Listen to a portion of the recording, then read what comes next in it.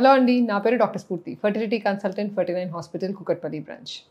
So ఈరోజు మీ అందరి ముందుకి ఒక కామన్ టాపిక్ గురించి మాట్లాడడానికి వచ్చానండి. అదేంటంటే బ్లీడింగ్ ఇన్ ప్రెగ్నెన్సీ. దాని కాజెస్ ఏంటి, అంటే ప్రెగ్నెన్సీ మొదటి 3 నెలల్లో బ్లీడింగ్ అయినప్పుడు ఎందుకు అవుతుంది, అండ్ దానికి ఏమేమి ట్రీట్మెంట్ ఆప్షన్స్ ఉంటాయనే దాని గురించి మాట్లాడదాం.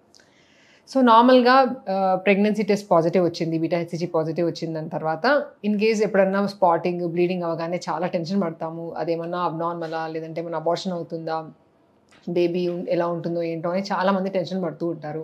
అసలు దానికి ఎందుకు వస్తాయి, అలా ఎలా బ్లీడింగ్ ఎందుకు అవుతుంది, దానికి నార్మల్గా కొన్ని కాజెస్ ఉంటాయి, ఫిజియలాజికల్ కాజెస్, అండ్ కొన్ని పాథాలజీ, అంటే కొన్ని ప్రాబ్లం ఉంటే అలా బ్లీడ్ అవుతుంది. సో అవేంటనేది మాట్లాడదాం.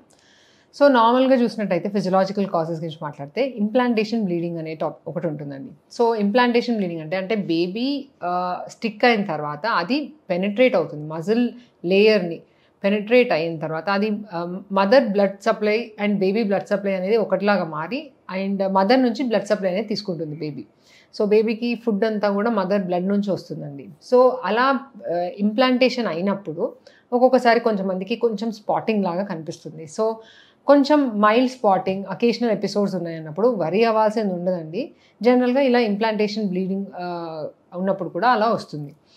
సో అది కాకుండా ప్రెగ్నెన్సీ కంటిన్యూ అవుతున్నప్పుడు మళ్ళీ కంటిన్యూస్గా బ్లీడింగ్ అవుతూ ఉంటుంది కొంచెంమందికి. సో దానిలో కాజెస్ ఏంటి అని చూసుకున్నట్టయితే మనకి జనరల్గా అలా బ్లీడింగ్ అని పేషెంట్ ఎవరైనా వస్తే ఫస్ట్ ఒక పర్స్పెక్యులర్ ఎగ్జామినేషన్ చేస్తాము.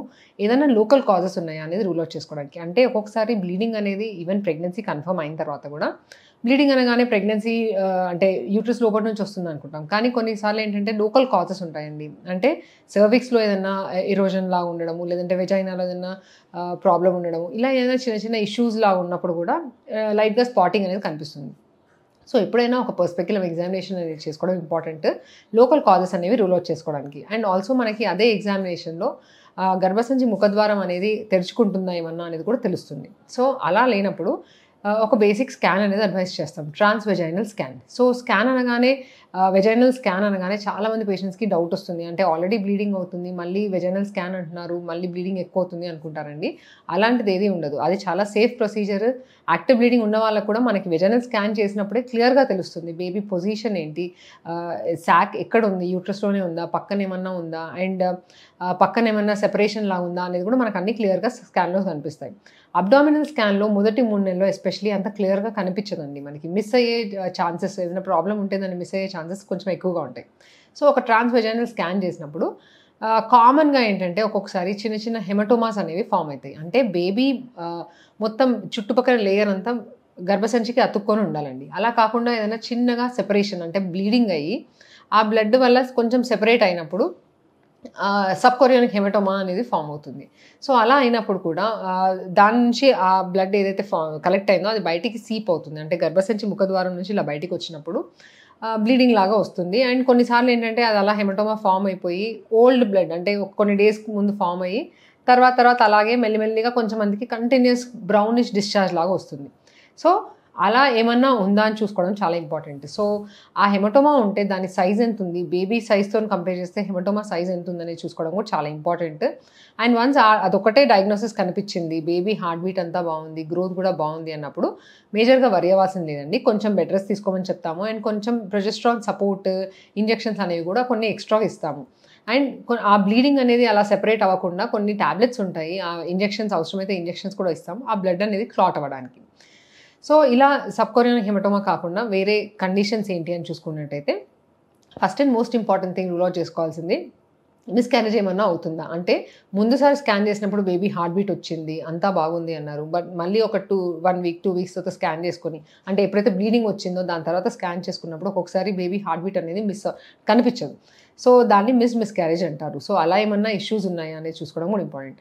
And most important thing ectopic pregnancy అనేది రూల్ అవుట్ చేసుకోవాలండి ఎవ్రీ టైం. సో ఒకసారి వన్స్ ప్రెగ్నెన్సీ పాజిటివ్ వచ్చిన తర్వాత మనం స్కాన్ చేసుకున్నప్పుడు యూట్రస్ అనేది, ఎస్పెషల్లీ ఇప్పుడు ఐవీఎఫ్ ట్రీట్మెంట్స్లో ఒక్కొక్కసారి 2 ఎంబ్రియోస్ పెట్టినప్పుడు సాక్స్ ఎన్ని అతుక్కున్నాయి అండ్ ఎక్కడ ఉన్నాయని చూసుకోవడం చాలా ఇంపార్టెంట్. ఈవెన్ స్కాన్లో పక్కన గర్భసంచి పక్కన అడ్నెక్సాన్ అంటాం, అది కూడా చూసుకోవడం చాలా ఇంపార్టెంట్. సో ఎక్కడన్నా ఎక్టోపిక్ ప్రెగ్నెన్సీ, అంటే ట్యూబ్లో కానీ ప్రెగ్నెన్సీ వెళ్ళి అతుక్కుందా అనేది రూల్ అవుట్ చేసుకోవడం చాలా ఇంపార్టెంట్. బికాస్ ట్యూబల్ ప్రెగ్నెన్సీలో కూడా ఈ స్పాటింగ్, కొంచెంమందికి బ్లీడింగ్ అనే కంప్లైంట్స్, పెయిన్ అనేది అసోసియేటెడ్ కంప్లైంట్స్ అనేవి చెప్తూ ఉంటారు. బికాస్ ఇప్పుడు గర్భసంచిలో ఎంతైనా స్ట్రెచ్ అవుతుందండి. బట్ ఆ ట్యూబ్ అనేది చాలా సన్నగా ఉంటుంది అండ్ అది దానికి అంత స్ట్రెచ్ అయ్యే కెపాసిటీ ఉండదు.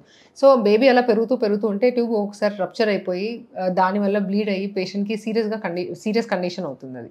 సో ట్యూబల్ ప్రెగ్నెన్సీని అంటే ఎక్టోపిక్ ప్రెగ్నెన్సీని లోడ్ చేసుకోవడం ఎనీ టైం చాలా ఇంపార్టెంట్. సో ఇలాంటి ఏమన్నా ఇష్యూస్ ఉన్నాయనేది చూసుకోవడము అండ్ వన్స్ ఇప్పుడు ఒకవేళ మనం డయాగ్నోసిస్ అనేది చేసాము. ఏదైనా థ్రెటెన్డ్ మిస్‌క్యారేజ్ లాగా ఉందా? లేదంటే సబ్‌కోనియన్ హెమటోమా లాగా ఉంది అన్నప్పుడు మనకి ఓన్లీ ప్రొజెస్ట్రాన్ సపోర్ట్ గానియండి, లేదంటే ఎక్స్‌ట్రా కొన్ని మెడికేషన్స్ ఏదైతే ఆ బ్లీడింగ్ ఉందో అది స్టాప్ చేయడానికి కొన్ని మెడికేషన్స్ అనేది ఇస్తాం. అలా కాకుండా ఒకవేళ మిస్‌క్యారేజ్ ఉన్నప్పుడు దానికి పేషెంట్ కౌన్సెలింగ్ చేసి, ఆ కౌన్సెలింగ్ తర్వాత ఎంటీపీ పిల్స్ గానియండి, లేదంటే ఇవాక్యుయేషన్ గాని అడ్వైస్ చేస్తాము. అండ్ ఊరికే అలా హిస్టరీ ఉన్న వాళ్ళకి నెక్స్ట్ ప్రెగ్నెన్సీ ప్లాన్ చేసే ముందు డీటెయిల్డ్ ఇవాల్యుయేషన్ అనేది చేస్తాము. అంటే ఒకవేళ multiple times 2 or more times అట్లా మిస్‌క్యారేజ్ అవుతుంది అన్నప్పుడు. అదే ట్యూబల్ ప్రెగ్నెన్సీ అండ్ డయాగ్నోసిస్ చేసినప్పుడు ఒకవేళ ట్యూబ్‌లో ఆ ప్రెగ్నెన్సీ అనేది అంటే తొందరగానే ఐడెంటిఫై చేశాము. బేబీ హార్ట్ బీట్ కూడా ఇంకా ఫార్మ్ అవ్వలేదు, చిన్నగా ఉందన్నప్పుడు మెడిసిన్స్‌తోని అది తగ్గిపోయే ఛాన్స్ ఉంటుందండి. అలా కాదు ఆల్రెడీ పెద్దగా ఉంది. Already baby heart beat form అయ్యి సాక్ పెద్ద సైజ్‌లో ఉంది. అండ్ ఆల్సో ఒకవేళ ఆల్రెడీ రప్చర్ అయిపోయింది అన్నప్పుడు మాత్రం అది ఒక ఎమర్జెన్సీ ప్రొసీజర్ చేయాల్సొస్తుంది. ఎమర్జెన్సీ లాప్రోస్కోపీ చేసి ఏదైతే ఆ ట్యూబ్ రప్చర్ అయిందో ఆ ట్యూబ్‌ని తీసేయడం జరుగుతుంది. సో ఇలా కాజెస్ అనేవి తెలుసుకొని దాన్ని బట్టి ట్రీట్మెంట్ ఆప్షన్స్ అనేవి అడ్వైస్ చేస్తాము. సో ఇంకా మీకు ఈ టాపిక్ గురించి ఏమైనా డౌట్ ఉంటే మీరు మమ్మల్ని సంప్రదించొచ్చు. Thank you.